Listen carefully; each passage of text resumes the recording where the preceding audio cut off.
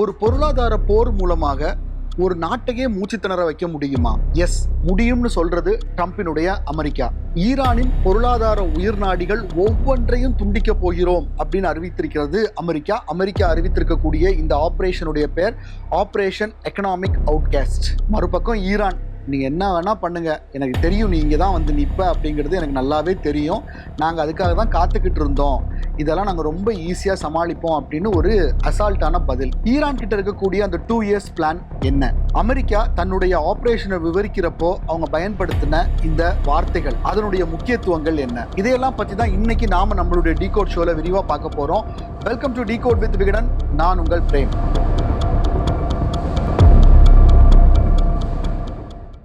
சமையல் எண்ணெய் மற்றும் உணவுப் பொருள் ஏற்றுமதியில் 20 ஆண்டு கால அனுபவம் பெற்ற ஸ்டார் எக்ஸ்போர்ட் ஹவுஸ் கயல் ஆக்ரோ ஃபுட்ஸ். கடந்த வாரம் ஆகஸ்ட் 19 அமெரிக்க அதிபர் ட்ரம்ப் ஒரு அறிவிப்பை வெளியிடுறாரு. ஈரானுக்கு எதிராக ஒரு பொருளாதார போர், எக்கனாமிக் டி-டே அப்படிங்கிற ஒரு விஷயத்தை அவர் பதிவு பண்ணியிருந்தாரு. இதுவரையிலும் இந்த உலகம் பார்த்திராத ஒரு பொருளாதார தடையை வந்து நாங்கள் ஈரானுக்கு எதிராக கொண்டு வர போறோம் அப்படிங்கிறத அவருடைய அறிவிப்பிலே அவர் சொல்லியிருந்தாரு. இது எதை ஒட்டி வருது அப்படின்னா, ஒரு நீண்ட கால போர் நடந்துகிட்டு இருந்து பிப்ரவரியிலிருந்தே ஈரானுக்கு எதிராக அமெரிக்காவும் இஸ்ரேலும் சேர்ந்து ஒரு தாக்குதல் தொடங்குறாங்க. அது ஒரு போர் நிறுத்தம், அதுக்கப்புறம் ஒரு அமைதி ஒப்பந்தம், அது தோல்வியில் முடிந்து மறுபடியும் ஒரு தாக்குதல், இதெல்லாம் தொடர்ந்து கடைசியாக ஒரு 60 நாள் கெடு கொடுத்திருந்தாங்கல்ல, அந்த கெடு முடிகிறதை தொடர்ந்து அமெரிக்காவுடைய அடுத்த கட்டம், அதாவது போரினுடைய அடுத்த கட்டமாக இந்த பொருளாதார தடை அப்படிங்கிறத பார்க்கப்பட்டது. ஈரான் ஏற்கனவே பல்வேறு கட்ட பொருளாதார தடைகளை எதிர்கொண்ட ஒரு நாடாகத்தான் இருக்கிறது. ஸோ இதுவரைக்கும் பார்க்காத நிறைய விஷயங்களை இந்த பொருளாதார தடையில சேர்க்க வேண்டிய கட்டாயம் அமெரிக்காவுக்கு இருந்ததை புரிஞ்சிக்க முடிகிறது. ஏன்னா 1979 இருந்தே ஈரான், அதாவது அங்க வந்து இஸ்லாமிய புரட்சி அந்த ஏற்பட்டு அங்க ஒரு புதிய அரசாங்கம் உருவானதுக்கு பிறகு உலகத்தினுடைய பல நாடுகளுடைய பொருளாதார தடையை ஈரான் எதிர்கொண்டு வந்திருக்காங்க. ஸோ அதனால அதனுடைய மாற்று வழிகளையுமே ஈரான் கடந்த பல ஆண்டுகள்ல ஏற்படுத்திக்கிட்டு இருந்திருக்காங்க. ஸோ இந்த பொருளாதார தடை அப்படிங்கிறது பார்த்தீங்கன்னா, வெறுமனே ஏற்கனவே இருக்கக்கூடிய பொருளாதார தடை மாதிரி இருந்தால் அது ஈரானை எந்த வகையிலையும் பெரிய அளவில் பாதிக்காது அப்படிங்கிற ஒரு விஷயத்தை வந்து அமெரிக்காவும் உணர்ந்தே இருந்தாங்க. அதனால தான் ட்ரம்ப் அறிவிக்கும் போது என்ன சொன்னார் அப்படின்னா, உலகம் இதுவரைக்கும் பார்த்திராத ஒரு பொருளாதார போராக இது இருக்கும் அப்படிங்கிறத பதிவு பண்ணியிருந்தாரு. இந்த தாக்குதல் அப்படிங்கிறது வெறுமனே ஈரானுக்கு எதிராக மட்டும் இருக்காது, ஈரானுக்கு யார் யார் உதவுறாங்களோ அவங்களுக்கு எதிராகவும் இந்த பொருளாதார போர் இருக்கும் அப்படிங்கிறத அப்பயே அவர் பதிவு பண்ணியிருந்தாரு. பட் அது ஒரு ட்ரூத் சோஷியல் பக்கத்தில் வந்து ஒரு பதிவு மட்டும்தான். பட் ஒரு பொருளாதார தடை அப்படிங்கிறத அதை பற்றி விரிவான விளக்கங்கள், எப்படி அதை செயல்படுத்தும் அப்படிங்கிற விஷயங்கள்லாம் இருக்குல்ல, அது தொடர்பான ஒரு அறிவிப்பு தான் நேற்று அமெரிக்கா செய்திருக்கிறது. அமெரிக்காவினுடைய கருவூல செயலாளர் ஸ்காட் பெசன்ட் நேற்று வந்து ரொம்ப விலாவாரியா இந்த சாங்ஷன்ஸ் எப்படி இருக்கும், இந்த பொருளாதார தடை எப்படி இருக்கும், எங்களுடைய முதன்மையான நோக்கம் என்ன, எங்களுடைய அடுத்த கட்ட நடவடிக்கைகள் என்ன அப்படிங்கிறதெல்லாம் பற்றி ரொம்ப விரிவான ஒரு செய்தியாளர் சந்திப்பெல்லாம் நடத்திருக்கிறார். அவர் ஒரு ரொம்ப டீட்டெயில்டான விஷயங்களை அவர் பதிவு பண்ணியிருக்கிறார். அது கூடவே வந்து பார்த்தீங்கன்னா சில கடுமையான வார்த்தைகளையும் அவர் பயன்படுத்தியிருக்கிறார். இது ஈரானுக்கு எதிராக மட்டும் இல்லை, ஈரானுக்கு உதவக்கூடிய எல்லா நாடுகளுக்கு எதிராகவும் அவர் அதை பதிவு பண்ணியிருக்கிறாரு. ஸ்காட் பெசன்ட் நேற்று திட்டத்தை விவரிக்கிறப்போ அவர் சொல்லக்கூடிய மிக முக்கியமான ஒரு விஷயம் என்ன அப்படின்னா, ஈரானிய அரசாங்கத்திற்கு வருவாய் ஈட்டி தரக்கூடிய எந்த ஒரு நிதி மற்றும் ட்ரேட் நெட்வொர்க், இதை வந்து மொத்தமாக துண்டிக்கிறது தான் எங்களுடைய மிக முக்கியமான குறிக்கோள் அப்படிங்கிறத பதிவு பண்றாரு. ஸோ இதன் மூலமாக ஈரானுக்கு எஞ்சி இருக்கக்கூடிய ஒரு சில வணிக வழிகளையுமே முழுமையாக பிளாக் பண்ணணும் அப்படிங்கிறது தான் அமெரிக்காவினுடைய திட்டமாக இருக்கிறது அப்படிங்கிறத நம்மளால புரிஞ்சுக்க முடியுது. மேலும் அவர் பயன்படுத்தக்கூடிய இன்னொரு மிக முக்கியமான வார்த்தை அப்படிங்கிறது எக்கனாமிக் ஸ்ட்ராங்குலேஷன் அப்படிங்கிற ஒரு வார்த்தை. அதாவது அமெரிக்காவினுடைய இந்த நடவடிக்கையின் மூலமாக ஈரானில் ஒரு பொருளாதார மூச்சு திணறல் ஏற்படும் அப்படிங்கிறத அவர் பதிவு பண்றாரு. இந்த வார்த்தை பிரயோகம் அப்படிங்கிறது வந்து பாத்தீங்கன்னா, இதுக்கு அவ்வளவு முக்கியத்துவம் கொடுக்கணுமா அப்படின்னா, ஒவ்வொரு விஷயத்தினுடைய தீவிரத்தன்மை எந்த அளவுக்கு இருக்கு அப்படிங்கிறத புரிஞ்சுக்கிறதுக்கு சர்வதேச அரசியல்ல ஒவ்வொரு நாடுகளும் மற்ற நாடுகளுக்கு எதிராக பயன்படுத்தக்கூடிய வார்த்தைகள் அப்படிங்கிறது எப்பவுமே ரொம்ப கவனம் இருக்கக்கூடிய ஒரு விஷயமா இருக்கும். அந்த வகையில இந்த ஒரு வார்த்தை அப்படிங்கிறதுமே அமெரிக்கா எந்த அளவுக்கு தீவிரமா இந்த விஷயத்துல இருக்கிறாங்க அப்படிங்கிறத நம்மளால புரிஞ்சுக்க முடியுது. மறுபக்கம் ஈரான் இந்த விஷயத்துல என்ன பதில் சொல்லியிருக்காங்க அப்படிங்கிறதும் ரொம்ப கவனிக்க வேண்டிய ஒரு விஷயமா இருக்குது. ஈரானுடைய பொருளாதாரத்துறை அமைச்சராக இருக்கக்கூடிய அலி மதானி சாதே என்ன சொல்லியிருக்கிறார் அப்படின்னா, குறிப்பா அவரு இந்த எக்கனாமிக் அவுட்காஸ்ட் தொடர்பான அமெரிக்காவினுடைய அந்த முழுமையான அறிவிப்பு வெளியானதுக்கு பிறகு ஒரு நேர்காணல் கொடுக்கிறார். அந்த நேர்காணல்ல அவர் ஒரு விஷயத்த பதிவு பண்றாரு. அமெரிக்கா இங்க தான் வரும் அப்படிங்கிறது எங்களுக்கு தெரியும். நாங்க இதற்காக காத்து கொண்டு தான் இருந்தோம். கடந்த சில நாட்களாகவே வந்துகிட்டு இதுதான் நடக்கும். நீங்க இங்க தான் வருவீங்க அப்படிங்கிறது எங்களுக்கு நல்லாவே தெரியும். இதுல எந்த புது கதையுமே இல்ல. இது அதே பழைய கதை தான். நாங்க இதை எதிர்கொள்றதுக்கு தயாரா தான் இருக்கோம். இன்னும் சொல்லப்போனா எங்ககிட்ட 2 இயர் பிளான் அப்படிங்கிறது ரொம்ப பக்காவா இருக்கு அப்படிங்கிற ஒரு விஷயத்தையும் அவர் பதிவு பண்ணியிருக்காரு. அவருடைய அந்த 2 ஆண்டு திட்டம் அப்படிங்கிறது என்ன அப்படிங்கிறத அவர் முழுமையா பதிவு பண்ணல. ஆனா எங்ககிட்ட ஒரு 2 இயர்ஸ் பிளான் இருக்கு அப்படிங்கிறத அவர் பதிவு பண்ணியிருக்காரு. நான் ஏற்கனவே சொன்ன மாரி 1979 இருந்தே பல்வேறு விதமான பொருளாதார நெருக்கடிகளை சந்தித்து வரக்கூடிய ஒரு நாடு தான் ஈரான். அதிலிருந்து அவங்க பல்வேறு அல்டர்னேட்டிவ்ஸ் வழிகள ஒவ்வொரு காலகட்டத்திலயுமே அவங்க ஃபைண்ட் பண்ணி, அதன் மூலமாக அவங்களுக்கு தேவையான விஷயங்கள செய்துகிட்டு இருந்திருக்காங்க அப்படிங்கிறது தான் நம்ம கடந்த காலங்கள்ல பார்த்திருக்கோம். நம்மளுடைய டிகோட் ஷார்ட்ஸ்லயும் இத பத்தி விரிவா பேசியிருக்கோம். அவங்க பிளாக் செயின் டெக்னிக்ஸ் யூஸ் பண்ணுவாங்க. அதுக்கப்புறமா 2 நாடுகளுக்கும் இல்லாத ஒரு 3வது நாடுகள்ல வர்த்தகம் பண்ணுவாங்க. இந்த மாரி நெறைய விஷயங்கள வந்துட்டு அவங்க பண்ணி இந்த பொருளாதார தடைகள்ல இருந்து அவங்க வந்து எஸ்கேப் ஆகிக்கிட்டே இருப்பாங்க. ஸோ எப்பவுமே ஒரு டோர் அடைக்கிறப்போ இன்னொரு வாசல் வழியா அவங்களுடைய விஷயங்கள அவங்க செய்துகிட்டு இருந்தாங்க. கடந்த பல ஆண்டுகளாக கிட்டத்தட்ட ஒரு 50 ஆண்டுகளாகவே ஈரான் இதைத்தான் செய்து வந்திருக்குது அப்படிங்கிறதுனால இந்த ஒரு புதிய விஷயம் அப்படிங்கிறது எந்த அளவுக்கு தாக்கத்தை ஏற்படுத்தும், எங்களை பெரிய அளவுல அஃபெக்ட் பண்ணாது, நாங்க இதுக்கும் தயாரா தான் இருக்கிறோம் அப்படிங்கிறது தான் ஈரானுடைய பதிலா இருக்கிறத நம்மளால புரிஞ்சுக்க முடியுது. ஒருவேளை அவங்க கிட்ட வேற ஏதாவது அல்டர்னேட்டிவ் இருக்குதா, இந்த 2 வருஷ பிளான் அப்படிங்கிறது என்ன அப்படிங்கிறது அவங்க வெளிப்படையா சொல்லலைங்கிறதுனால அவங்களுடைய செயல்பாடுகள் மூலமாக அடுத்த சில மாதங்கள்ல இந்த பொருளாதார தடை அப்படிங்கிறது தொடரக்கூடிய பட்சத்துல என்ன மாதிரியான ரியாக்ஷன்ஸ் வந்து ஈரான் பக்கத்துல இருக்கும் அப்படிங்கிறத வச்சுதான் அவங்களுடைய பிளான் என்ன அப்படிங்கிறத நம்மளால தெரிஞ்சுக்க முடியும். அமெரிக்கா இந்த முறை தன்னுடைய ஆபரேஷன் அவுட்காஸ்ட் மூலமா ஒரு சில விஷயங்களை குறி வச்சிருக்காங்க. குறிப்பா ஈரானுடைய 5 முக்கிய துறைகளை குறி வச்சிருக்காங்க. அதுல முதலாவது கப்பல் போக்குவரத்து, 2வது விமான போக்குவரத்து, 3வது தொழில்நுட்பம், 4வது தங்கம், 5வது பாத்தீங்க அப்படின்னா டிஜிட்டல் சொத்துக்கள், அதாவது டிஜிட்டல் ப்ராப்பர்ட்டிஸ் அப்படின்னு சொல்லக்கூடிய விஷயங்கள். இந்த வழிகளையும் நாம் முழுமையாக முடக்குவதன் மூலமாக ஈரானுக்கு வரக்கூடிய அந்த கொஞ்ச நஞ்ச வருமானமும் ஒற்றுமாக துண்டிக்கப்படும் அப்படிங்கிறது தான் அமெரிக்காவினுடைய கணக்காக இருக்கிறது. நேற்று நடந்த அந்த ஆபரேஷன் அவுட்காஸ்ட், எக்கனாமிக் அவுட்காஸ்ட் தொடர்பான அந்த கூட்டத்தில் வந்து அவர் பேசுறப்போ நிறைய விஷயங்களை பதிவு பண்ணியிருந்தாரு சொன்னாலே, அதுல ரொம்ப முக்கியமான ஒரு விஷயம் என்னன்னா, கிட்டத்தட்ட 60 தனிநபர்கள் மற்றும் நிறுவனங்கள் இவங்க வந்து குறிவைக்கப்பட்டிருப்பதாக அமெரிக்கா சொல்லுது. இவங்க எல்லாருமே வந்து சிங்கப்பூர், சைனா, அப்புறம் யுஏஇ, பிரான்ஸ் உள்ளிட்ட நாடுகளை சேர்ந்து தனிநபர்கள் மற்றும் அமைப்புகளாக இருக்கலாம். இவங்க ஈரான் கூட வருவாய் தொடர்பான பல்வேறு உறவுகளை வச்சிட்டு இருக்கிறாங்க. இது எல்லாத்தையுமே அவங்க கட் பண்ணணும் அப்படின்னு சொல்றாங்க. அப்படி ஒருவேளை கட் பண்ணல அப்படின்னா, நீங்கள் தொடர்ந்து ஈரான் கூட வர்த்தகத்துல ஈடுபடுவீங்க அப்படின்னா, ஈரான் உங்களுக்கு எதிராக செகண்டரி சாங்ஷன்ஸ் அப்படின்னு சொல்லக்கூடிய அந்த 2ஆம் நிலை தடையை வந்து நாங்க கொண்டு வருவோம் அப்படிங்கறத அவங்க பதிவு பண்ணியிருக்காங்க. அமெரிக்காவினுடைய இந்த செகண்டரி சாங்ஷன்ஸ் அப்படின்னா என்ன அப்படிங்கிறத பார்க்கறதுக்கு முன்னாடி, ஏன் ஒரு 5 துறையை மட்டும் அமெரிக்கா ஈரானுக்கு எதிராக குறி வச்சிருக்காங்க அப்படிங்கிறத நம்ம பார்க்கலாம். முதல்ல அவங்க குறி வச்சிருக்கிறது கப்பல் போக்குவரத்து. ஈரானுடைய கப்பல் போக்குவரத்தை முழுமையாக முடக்குவதன் மூலமாக ஈரானுடைய எண்ணெய் வளம் அப்படிங்கிறது வெளியே போகாது. அவங்களுக்கும் வெளியிலிருந்து தேவையான பொருட்கள் வந்து ஈரானுக்கு வராது. இதன் மூலமாக அவங்களுக்கு ஒரு நெருக்கடி ஏற்படும். கிட்டத்தட்ட விமான போக்குவரத்தும் அதே மாதிரியான ஒரு விஷயம் தான். அதுக்கப்புறமா தொழில்நுட்பம். ஈரானுக்கு தொழில்நுட்பம் சார்ந்த பல உதவிகள் வந்து வெளியில இருந்து அவங்களுக்கு உள்ள வந்துகிட்டு இருக்குது. ரஷ்யா, சைனா உள்ளிட்ட நாடுகள்ல இருந்து வந்துகிட்டு இருக்குது. இதை முழுமையா பிளாக் பண்ணணும் அப்படின்னு அமெரிக்கா திட்டம் போடுறாங்க. அதுக்கப்புறம் தங்கம் மற்றும் டிஜிட்டல் சொத்துக்கள், இது ரெண்டுமே வந்து பாத்தீங்கன்னா பண பரிவர்த்தனை தொடர்பான ஒரு விஷயம்.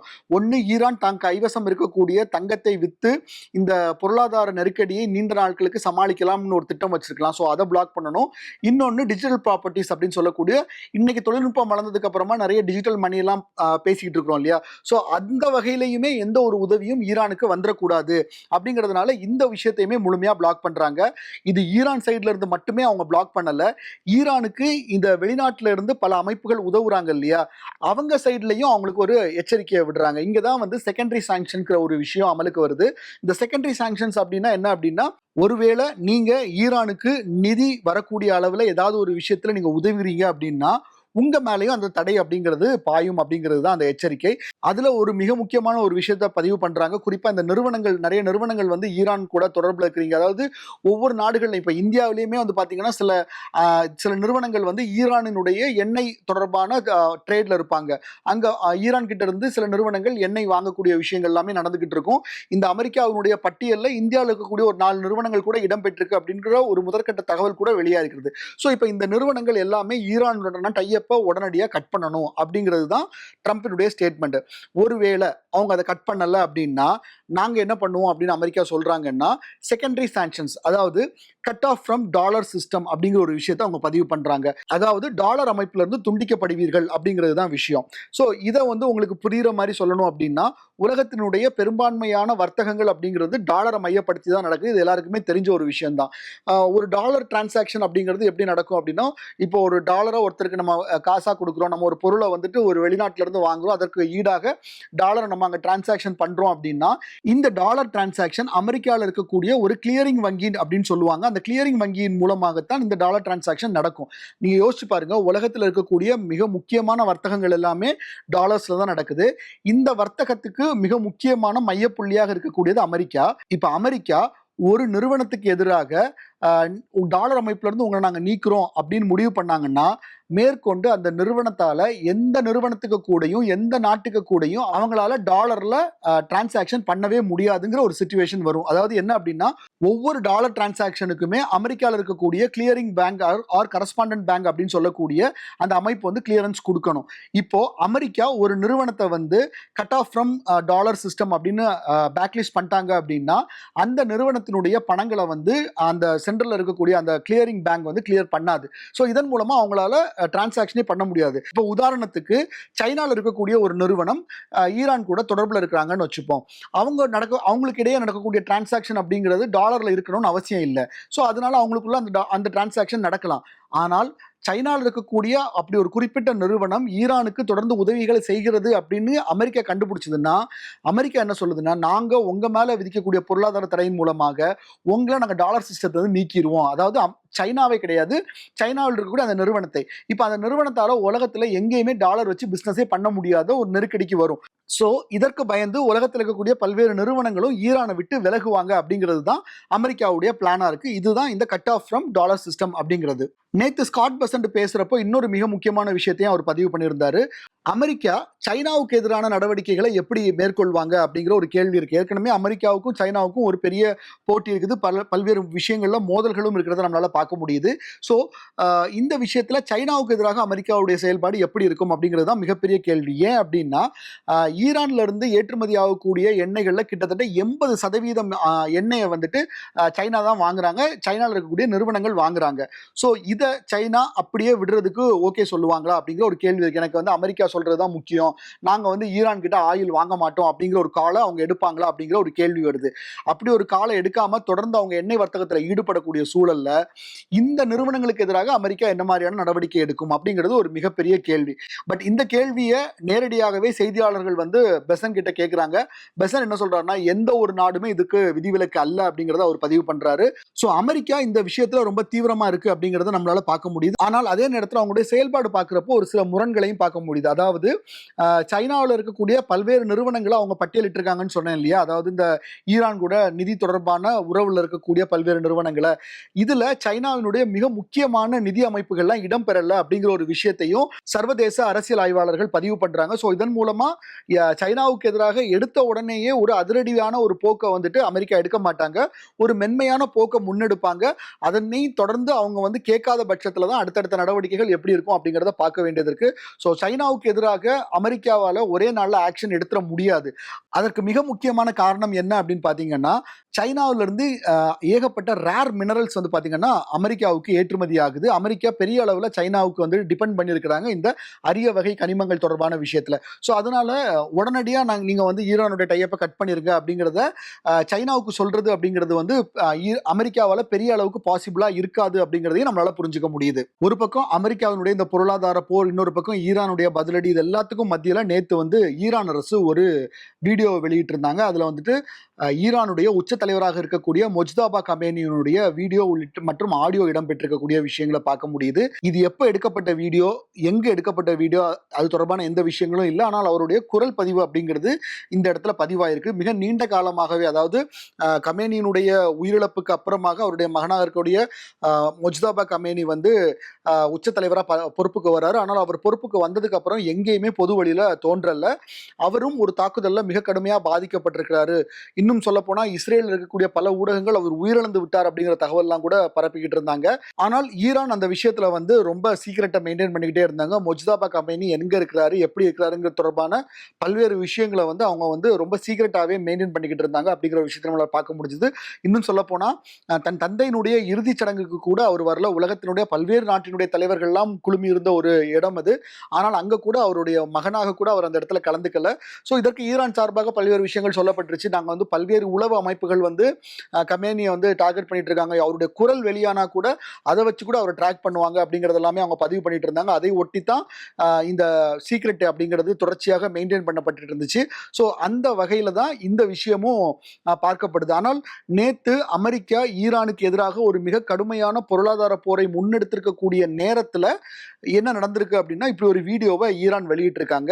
அதனுடைய உண்மைத்தன்மை இது எப்ப எடுக்கப்பட்டது அப்படிங்கிறது இன்னமும் யாருக்கும் தெரியல அப்படின்னாலுமே ஒரே ஒரு விஷயம் மட்டும் உறுதியா சொல்ல முடியும். என்ன அப்படின்னா, ஈரான் மக்கள் மத்தியில ஒரு அவநம்பிக்கை ஏற்பட்டிருக்கலாம்.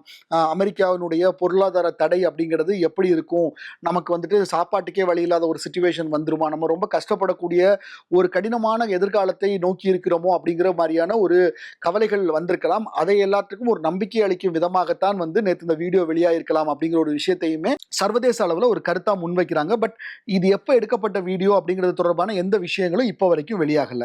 ஒரு பக்கம் அமெரிக்காவினுடைய பொருளாதார போர், இன்னொரு பக்கம் ஈரான். இதை எங்களால் ரொம்ப ஈஸியாக ஹேண்டில் பண்ண முடியும், எங்ககிட்ட 2 இயர்ஸ் பிளான் ரொம்ப பக்காவா இருக்கு அப்படின்னு சொல்லியிருக்காங்க. பட் அது என்ன பிளான் அப்படிங்கிறது யாருக்குமே தெரியல.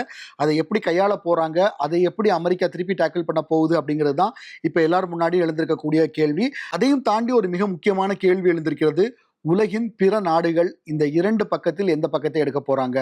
அமெரிக்காவா, ஈரானா? யாருக்கு சாதகமாக இறங்க போகிறார்கள்? இந்த கேள்விக்கான பதில்ல தான் இந்த போருக்கான வெற்றி அல்லது இந்த காத்திருப்பின் பதில் இது எல்லாமே அடங்கியிருக்கிறது. 20 ஆண்டுகளாக உலக நாடுகளுக்கு உயர்தர சமையல் எண்ணெய் மற்றும் உணவுப் பொருட்கள் ஏற்றுமதியில் இந்திய அரசின் ஸ்டார் எக்ஸ்போர்ட் ஹவுஸ் அங்கீகாரம் பெற்ற கயல் ஆக்ரோ ஃபுட்ஸ்.